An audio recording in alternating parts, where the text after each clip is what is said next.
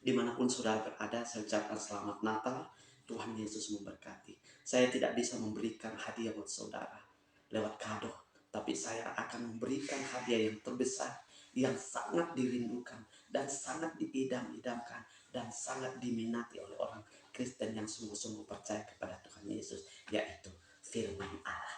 Saya memberikan hadiah buat saudara, biarlah kiranya firman Tuhan yang akan saya bagikan kepada saudara memotivasi kita, memberikan pengertian yang benar dalam kehidupan kita, mengenal damai di dalam Kristus Yesus yang telah datang ke dalam dunia ini, lahir sebagai bayi dan akan datang kembali sebagai hakim yang adil. Hanya hadiah yang saya bagikan kepada saudara melalui firman Tuhan ini dapat memberikan semangat untuk melakukan segala aktivitas saudara di bulan Desember dan mempersiapkan diri untuk melangkah di tahun 2024.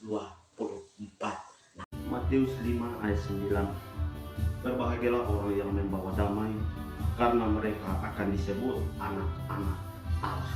Berbahagialah orang yang membawa damai, karena mereka akan disebut anak-anak Allah. Luar biasa firman Tuhan ini memotivasi kita untuk mengenal damai sebagai anak-anak Allah. Sebuah penelitian mencoba meneliti berbagai catatan sejak sejarah mulai didokumentasikan. Kurang lebih 3.500 tahun lalu, saudara, dari penelitian itu didapati jika dunia hanya pernah mengalami masa damai tanpa ada perang yang berarti selama kurang dari 8% atau 286 tahun saja. Uniknya saudara, selama rentang ribuan tahun itu tercatat dibuat 8.000 kesepakatan damai dan semuanya dihilangkan. Wow, sangat menyedihkan saudara. Siapa yang lebih suka bertengkar daripada hidup berdamai dan berdampingan dengan hukum? Jika ini ditanyakan kepada Anda, apa jawab Anda?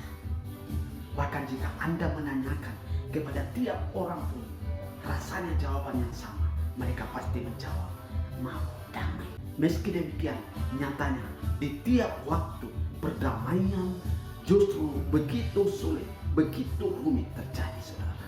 Bahkan jarang-jarang terjadi.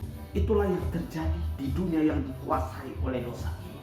Ketika dosa menguasai Adam dan Hawa, mulai saling menyalahkan.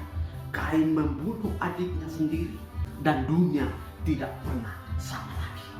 Satu sama lain lebih suka berpikir tentang dirinya sendiri, tentang rasa sakit yang ia alami, tentang perlakuan buruk yang masih ia ingat, tentang bagaimana bisa menyelamatkan diri sendiri dan sebagainya.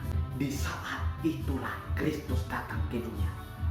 Tuhan yang telah dikhianati justru datang ke dunia yang rusak oleh dosa ini dalam rupa manusia yang sederhana. Tuhan yang mulia justru rela mati demi membebaskan manusia yang telah memberontak kepadanya, sehingga kita kini dapat kembali bersatu, bahkan menjadi anak-anak Allah. Amin.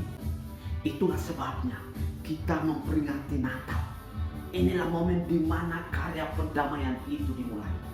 Sebagai anak-anaknya, inilah kewajiban kita sebagai orang yang sudah diselamatkan dan sudah percaya kepada Yesus, membawa damai sama seperti yang dilakukan Bapa kita.